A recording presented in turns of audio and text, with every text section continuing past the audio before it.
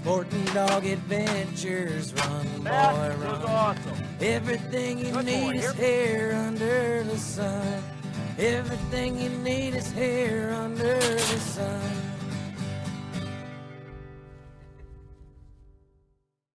The Sporting Dog Adventures podcast is proudly brought to you by Soggy Acres Retrievers. Whether you're looking for a black, yellow, or chocolate Labrador Retriever puppy, please check out our website for more information at www.soggyacres.com. You can also email Jeff at sportingdogtv@gmail.com or call 262-215-9683. And remember, everyone deserves a Soggy dog. Hey, I'm Jeff Fuller. Welcome to the Sporting Dog Adventures podcast. We are doing week 6 of our Augusta litter in the Welcome to the Whelping Box series. So today we're going to talk about the 6th week with the pups, what they go through, milestones, and final preparation for go home time, which is this Saturday. We will talk about crate training, the importance of a crate, size of the crate, how you use crate training for keeping the puppy safe, keeping the puppy from being underfoot at all times, as well as for housebreaking.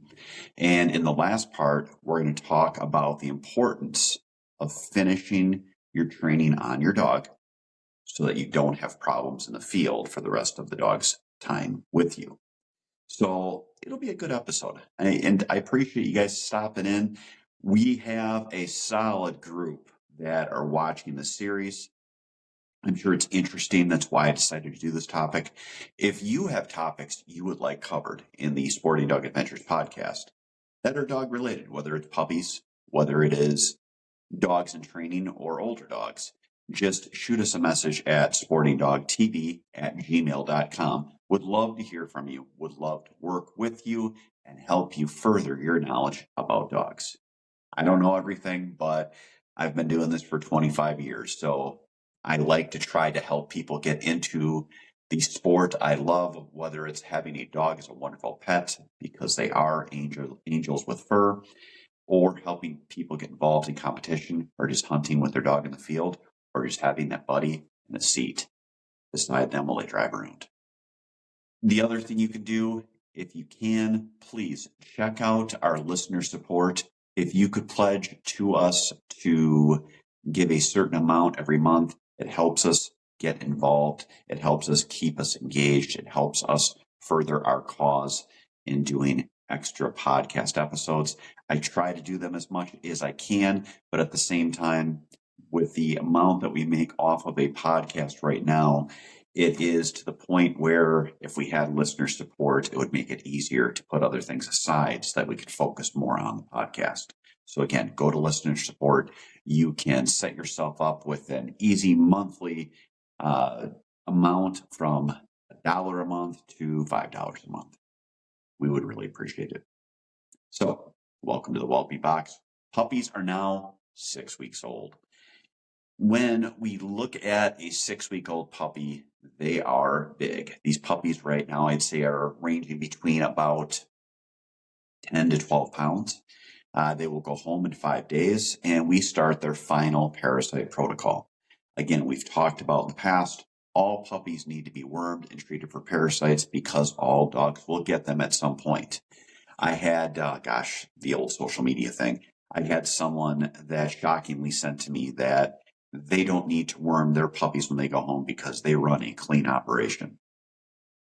It was something that I just blocked, removed, and moved on from because, quite honestly, there's no arguing with stupidity on the internet. You can try it, whether it's politics, dogs, hunting, or anything in between. You can try to convince someone of the errors in how they are thinking, but in the end, just wasted breath. When it comes down to parasites live within a dog's system. They will flare, and that's when people will say a dog has worms or coccidia or giardia, and you will see it. You will treat them, and when you treat it, most of the time, the parasite lives still latently in the dog's system. It's not shown, it's not being given off, but it's still in their system, and when the dog is stressed, that is when you will see it flare again. What can cause stress? changing food, long trip, boarded at a facility where the dog was uncomfortable, health issues, or ding, ding, ding, having a litter of puppies. Yes, nothing will flare issues with parasites more than a mom that has 10 lives that are depending on her and they are sucking the life out of her. So then it flares in the mom system, and these parasites, with how they are set up, go through the milk into the puppies and now are in the puppies. That is why at week 3, week 5, and week 7, we treat the puppies as they have a parasite, even if it is not shown. And that is how you send home healthy puppies. Does that mean that a puppy or a dog will never get Giardia, coccidia, roundworms, hookworms, other types of worms? No, that's why we treat them monthly with monthly wormer, which is the pill that you give them, the HeartGuard pill, which has all wormers in it, or the other type of a product.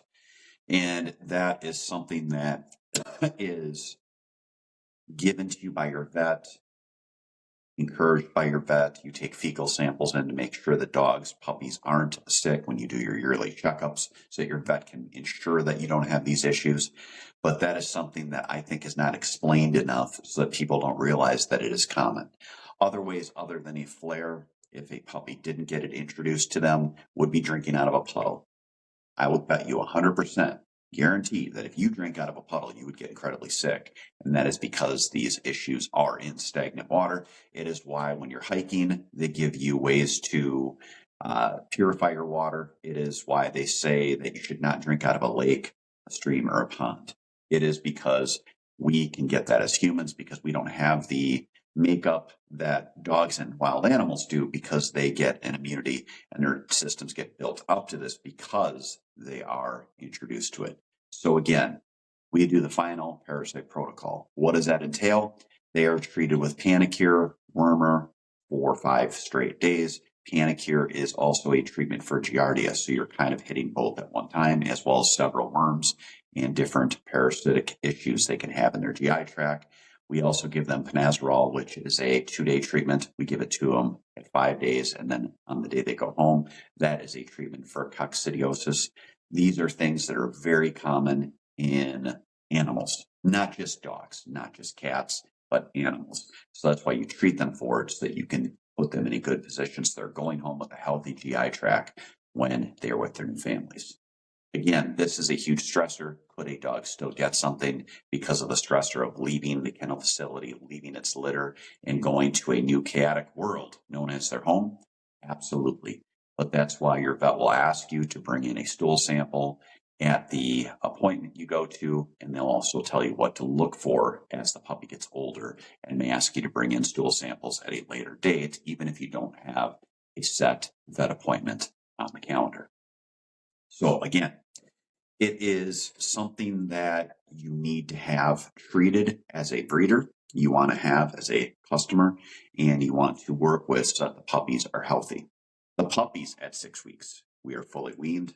Augusta is going home, and they are all on food. We have put up some videos of the puppies eating. Actually, I got to see if I can try to upload one to the format for doing this podcast, but it is like a scrum. We have a round saucer. It's high in the middle, so the food is all around in the saucer, and it looks like a bad rugby scrum when you are going to eat. The puppies are just voracious in how they eat. Yes, they are given plenty of food. They're all given at least a cup. You do, at times, have the smaller puppies that you move into position and take the larger ones that are more aggressive on the bowl and move them out. And you make sure they're all getting their necessary food. Water is the other thing. They will go through probably somewhere around 15 quarts of water in a day. Now, not all that's drank. It's nice to play in that bowl, but it is something that you make sure they have good fresh water. You make sure they have lots of food. And then it's just a cleaning regimen that you have to have. And this is why I will tell people that it is rough having a litter if you do not have the proper setup. At this point, you have 10 puppies that probably poop between 3 and 4 times a day. And it is incredibly labor intensive to keep them clean. So if you're looking at doing a litter in your house, remember the last 2 to 3 weeks are all you. It is all the puppies making a mess, and it is all you getting to clean it up, and that will be in your house or your garage, and it can create quite the smell. We have septic set up. We have an inside outside. The puppies can go outside. They do now. They will actually go to the bathroom outside in the end of the run, so it's easier to spray out. It's just nature. They don't want to go where they sleep. They sleep on the inside. We're not going inside anymore. So it gets to a point maturity wise that they take care of things in a more efficient manner as long as we keep up with it and we keep spraying everything out and keep everything clean. What to look forward to. We have our week 7 video, which will be our puppy go home video. We always do a puppy go home video, and it is something that I want to share in our last week so that you can get that fun that we do with the puppies on that video. They also will continue with their parasite protocol. We have talked to all the families how we do it. Go home day is on a Saturday after they turn 7 weeks old. So the first Saturday after 7 weeks, and everyone gets 1 hour of time to choose their puppy.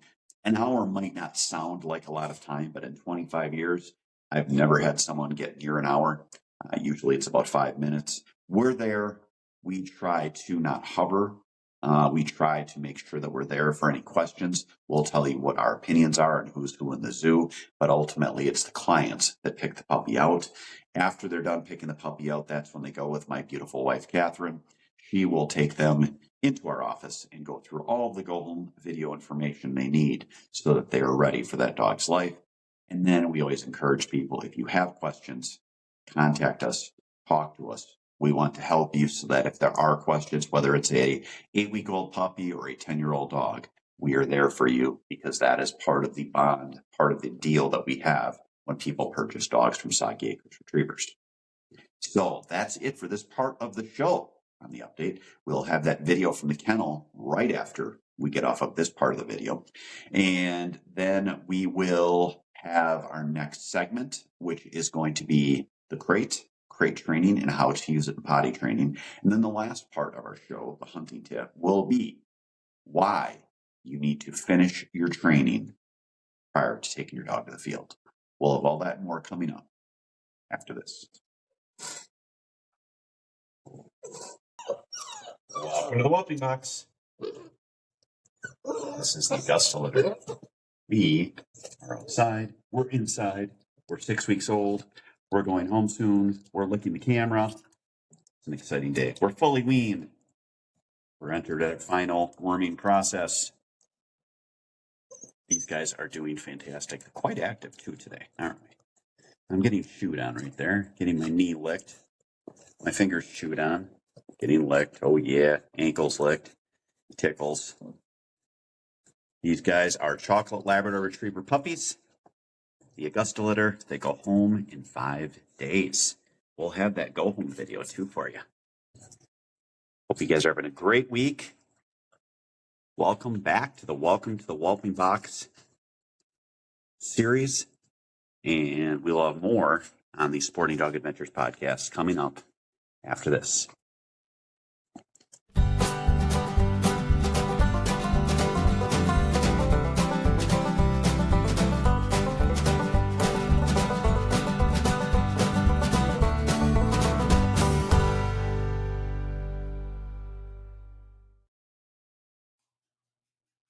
If you love the shooting sports like I do, you need to check out our friends at Mech Outdoors.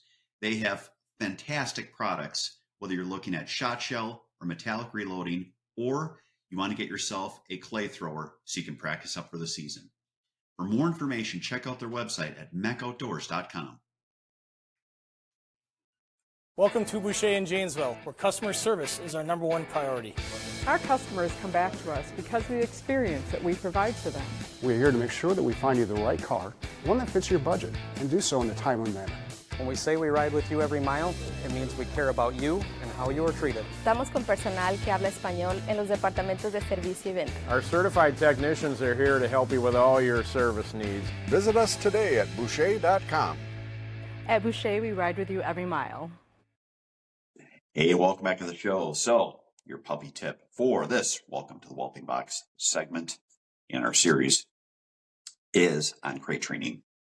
You want to have a crate that the dogs can go into from when they're puppies all the way to their dogs.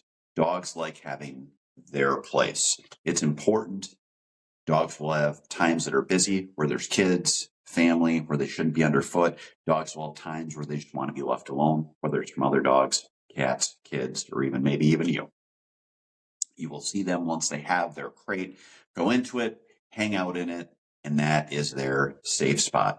Now, when you have a puppy, you want to make sure that your crate is big enough so that they can comfortably sleep in it and not anything else. You want it so they can stand up, turn around, lay down, and have it be small. Sectionable crates or a smaller crate like a cat carrier work great for this. Why do we do this, you ask, Jeff of Soggy Acres Retrievers? Well, we do this because it is of the utmost importance to not have the apartment with the sleeping arrangements in one end and the facilities to go to the bathroom in the other.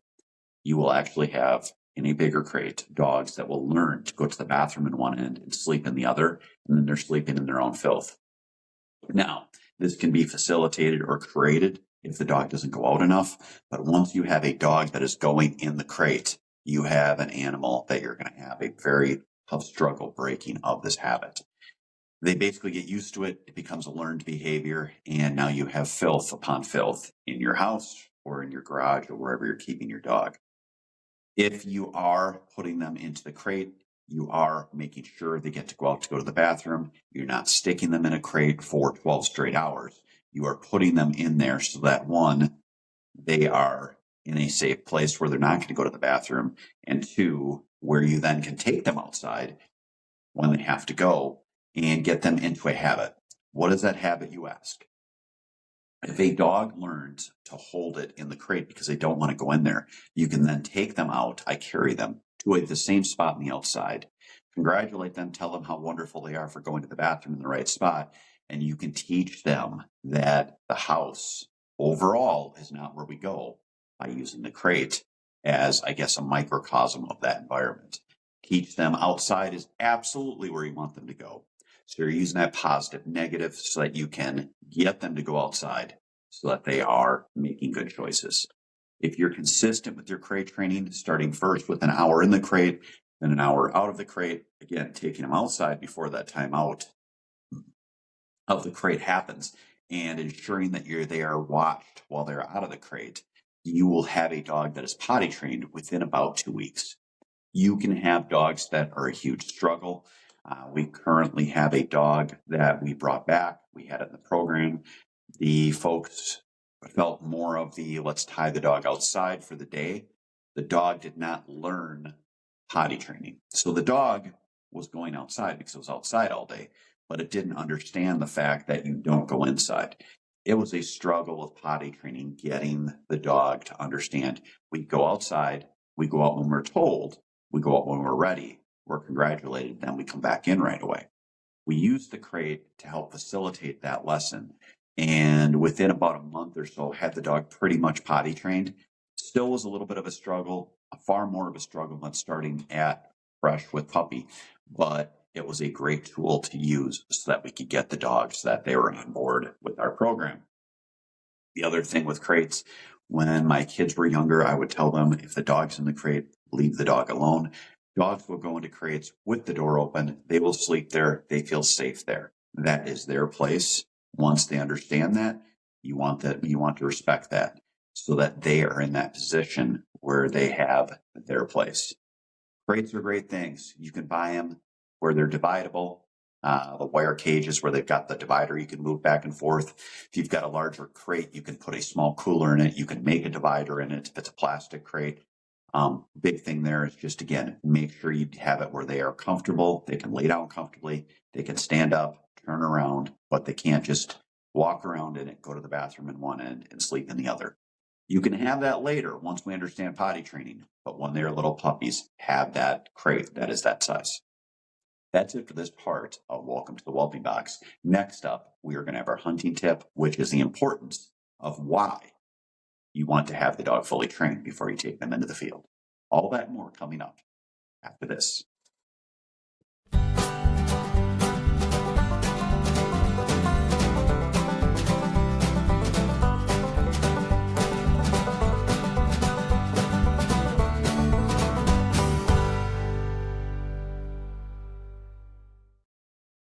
The Sporting Dog Adventures podcast is proudly brought to you by Soggy Acres Retrievers.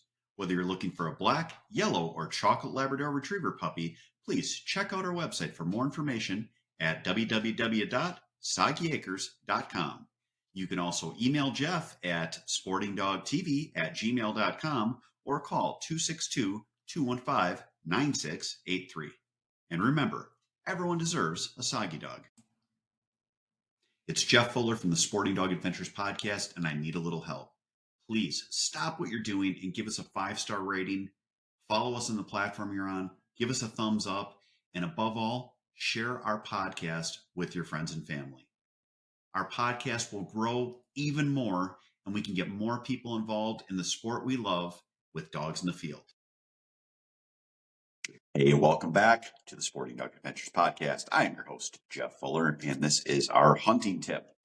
So this time of year, dog trainers like myself, not really training anymore. I do a little tiny bit on my own dogs, but I don't do it on a larger scale. This time of year, I would always get calls with I need my dog trained. We're 2 weeks away from season, folks. If you needed your dog trained, it's too late. Or it would be during season, my dog did X. Can I drop it off for a few weeks and get this fixed? Training is a process. When I did gun dog training professionally, it was a 3-month process. The first 6 weeks, the dog did not go off of leash because we were working on having the dog under control, working on introducing things under control so that the dog understood that it was a teammate and did things under control.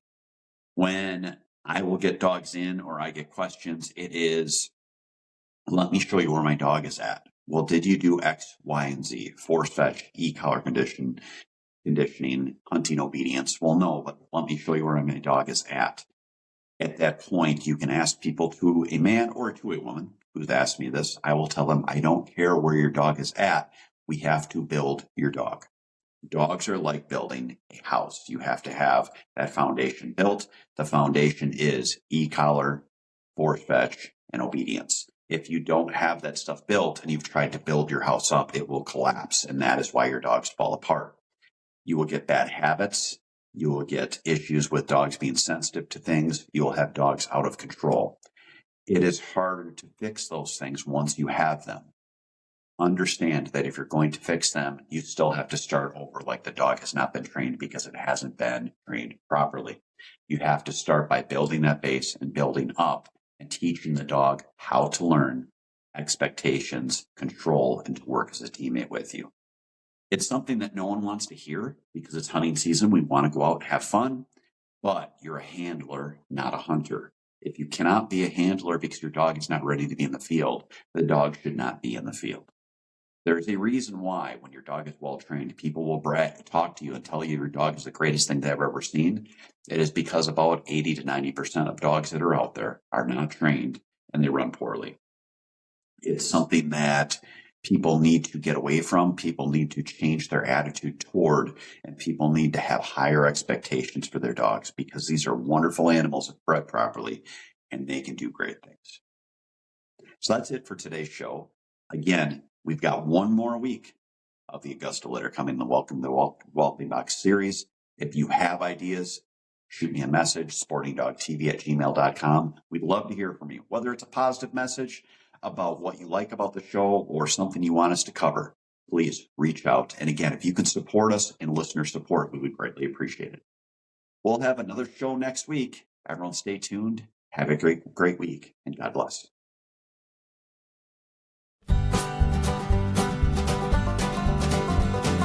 Sporting